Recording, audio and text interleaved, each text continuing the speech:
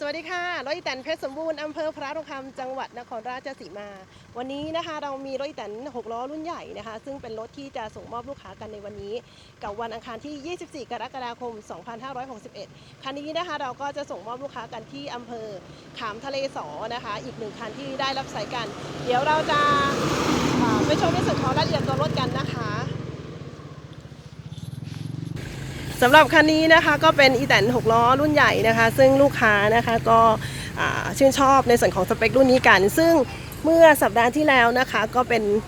รถของคุณลุงโสภานะคะซึ่งเป็นพ่อนะคะก็รับกันไปเรียบร้อยนะคะจริงๆตั้งใจว่าจะรับพร้อมกันนะคะแต่บังเอิญว่าตัวรถเสร็จไม่ทันนะคะก็เลยต้องขอขยับเลื่อนในส่วนของวันเลิกดีมาเป็นวันนี้กันนะคะเรามาชมในส่วนของสเปคของรถรุ่นนี้กันนะคะซึ่งเป็นรถอีแตน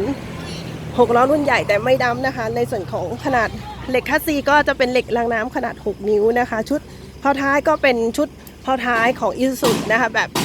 110แบบชนิด8น็อตเข้าข้างซึ่งเป็นเพาญี่ปุ่นนะคะคันนี้ความสวยงามนะคะแล้วก็ชุดตกแต่งนะคะส่วนนี้ลูกค้าเพิ่มเติมกันไม่ว่าจะเป็นชุดกระจกนาซ่าทั้งหมดนะคะบานเล็กบานใหญ่นะคะเพิ่มเติมกันในจุดนี้นะคะแล้วก็ในส่วนของขนาดเครื่องยนต์คันนี้ก็จะเป็นคูปต้า15แรงครึ่งนะคะแซทีตัวใหม่ล่าสุดจากคูปต้า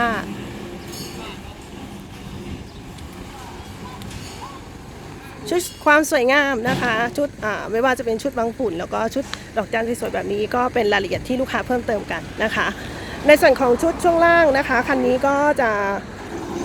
ใช้เป็นเกียร์ Toyota BU นะคะสโลเป็น Toyota 5L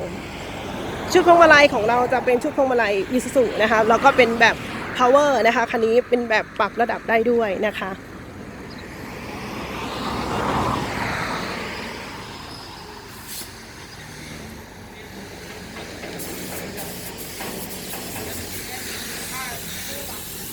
ชุดหนาบก็จะเป็นหนาบความหนาแบบ7เซนนะคะเสริมหนาบพิเศษระบบเบรกนะคะคันนี้จะเป็นเบรกลมแบบซาลาเปานะคะ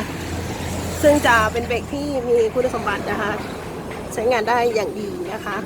เหมาะสำหรับรถที่บรรทุกหนักในส่วนของชุดกระทะนะคะคันนี้ลูกค้าก็เพิ่มเติมกันในการส่งชุดนะคะสวยงามแบบนี้ลูกค้าท่านใดนะคะสนใจนะคะความสวยงามในส่วนของรถอีแตนที่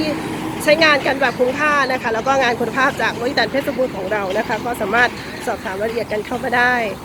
สำหรับสัดส่วนของตัวกระบะนะคะคันนี้ความกว้างนะคะอยู่ที่1.90 เมตรนะคะความยาวของตัวกระบะนะคะรวมที่นั่ง4เมตรความสูงนะคะรวมถึงเหล็กเสริมด้านบน1.60 เมตรนะคะเป็นกระบะอลูมิเนียมความสวยงามแบบนี้บริษัทเพชรสมบูรณ์อำเภอพระนครจังหวัดนครราชสีมาของเรานะคะซึ่งก็เปิดบริการในด้านของการประกอบและจำหน่ายบริษัทกันมายาวนานมากกว่า20ปีนะคะแล้วก็เปิดบริการกันมาเข้าสู่ปีที่22นะคะลูกค้าท่านใดนะคะที่ต้องการ